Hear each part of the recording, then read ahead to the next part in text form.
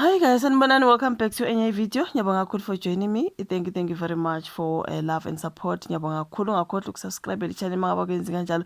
Please do subscribe, like the video, share the video, buka ama ads, you know what I mean. So yeah, you guys, thank you so much. Thank you very much.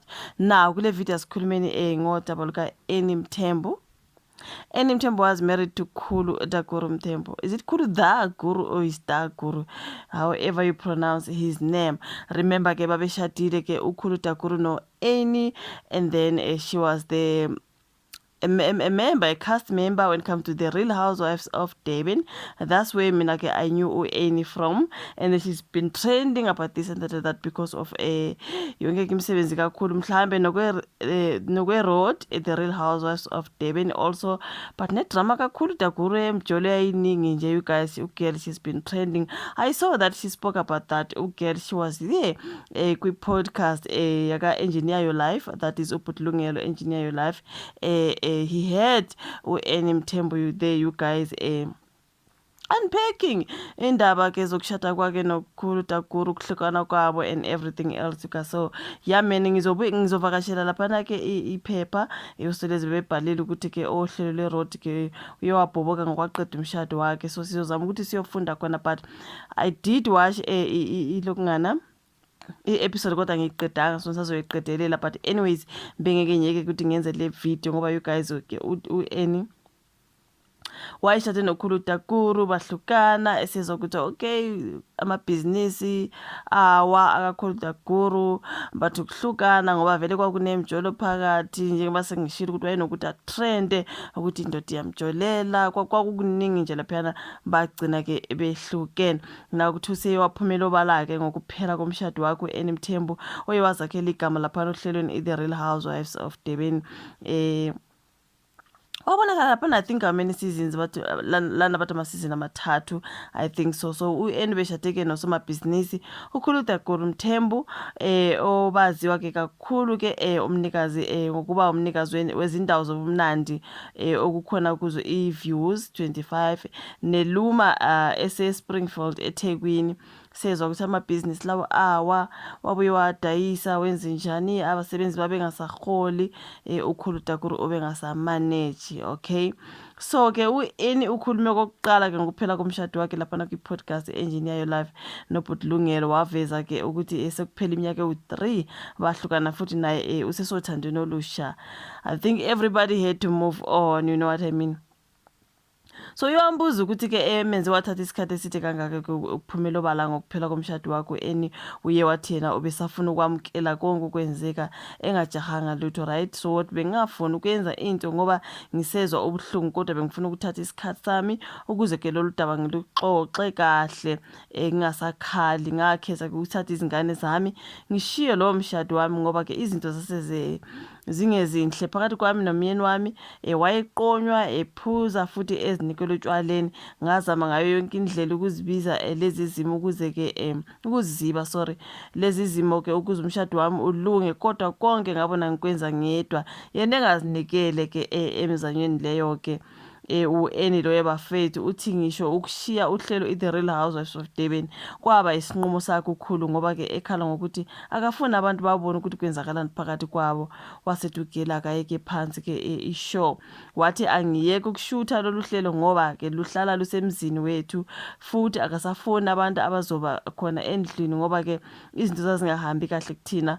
Wabuye waveza ukuthi akafuna abantu babone ukuqhubeka empilweni yethu, kodwa ke ababukeli balolu hlelo uma ke babe naka kahle kwisizini yesithathu, ngase ngifile emoyeni ngoba ngangize ngikhale ngenxa yokuthi kuningi okwenzeka empilweni yami. So uthe ukuhambeni kwesikhathi ke wabona ukuthi akashiye futhi kumthatha isikhathi eside ukuthi amxolele ngenxa yezinto azenza kuye. Wathatha isikhathi eside ukuthi u-Annie axolele uKhulu Daguru because of zonke izinto ayezenza. Njengoba ngishilo ukuthi kwakuke kutrend ajole senzani, kuningi lapho kwavela sibahle empizane sathi hawu kwathiwa hayi no, hayi guys, kwakukuningi bafethu uKhulu ayekwenza. Ngamzwela ubuhlungu sekuthiwa usewile, akasenamoto, akasenakwani, sihamba ngamatekisi. Ngamzwela ngathi hawu Khulu Daguru, are you the one, you know what I mean?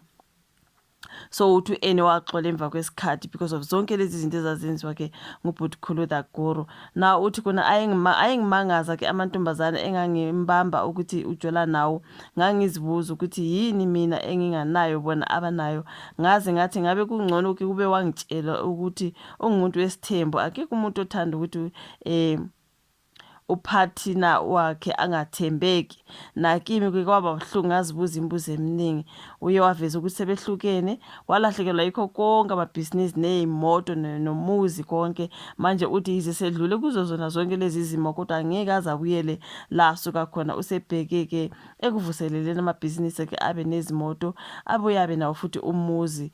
Uthe usewashiya eThekwini, usehlala eKapa. So eqaleni kwalonyaka ukhulu ube nengxoxo kule nkundla efanayo lapho aveza khona ukuthi kulahlekelwa yikhona konke okumenze umlutho wotshwala waze wabuyela kubo eSoweto eGoli. Remember amavidiyo sawenza siqeda ukuza ukuthi uKhuluda Guru usewawa wabuyela kubo ke eSoweto. Akakhuluma ngokwenzeka emshadweni wakhe kodwa izinsolo zasezikhona ukuthi abasahlala ndawonye. Ngemuva kwale nkulumo ukhulu uye waxolisa ku-Annie ngobuhlungu amzwisa, wabona wathi umfisela okuhle konke empilweni futhi uyamthanda. So ngibonile ke even naka Sunday World bebhale ke ngokuthi uKhuluda Guru uyaxolisa ke uAnnie Mthembu ngamenza khona emveni kokuthi ke uAnnie abonakala nje alazwakala laphana ke kwi-show i-podcast and chill ka bhuti ke uLungelo. Yeah, I think I saw a particular story about Khuluda Guru apologizing to his ex-wife Annie for whatever happened, the cause that ithi ngifunde kancane nje lapha. Ngizofunda kancane bathi Khulu Mthembu apologizes publicly to estranged wife Annie amid cheating scandal. Khuluda Guru Mthembu, a businessman and nightlife mogul, has stirred a controversy by issuing a dramatic public apology to his estranged wife Annie Mthembu in response to explosive cheating allegations. In a frank interview on the Engineer Your Life this week, Annie, known for her tense time on The Real Housewives of Durban, spoke out. Speaking with raw emotion, she revealed how she was left highly embarrassed when Khulu's alleged infidelity came to light. No one likes to be cheated on. You start asking yourself, are you enough? Is there something wrong with me? I was highly embarrassed. I was not in a good place. I just wanted to protect all of us from the situation, even though I was not being protected. So that's why, and then Khuluda Guru then went to apologize to his estranged wife. For Annie, the focus remains on rebuilding her life and protecting her children from further turmoil. There needs to be a certain level of respect even when mistakes are made. That was Annie Elapianaka, Engineer Your Life. And then Khuluda Guru did honestly apologize for everything because they broke up, they're separated. I think I saw Lapanaka Isolezut. Usenomunye umuntu ke sewadlula nje kuzo zonke lezi ezikakhulu Mthembu, and good luck to both of them, you guys. Vele lokhu kuyatholakala, esingakusho nje ukuthi good luck to both ukhulu Guru no Annie empilweni zabo sebeqhubekela phambili separately. Okay, ngiyabonga ukuthi ubuka ivideo, like, subscribe, share, sibuye sihlangane kwezayo. Bye.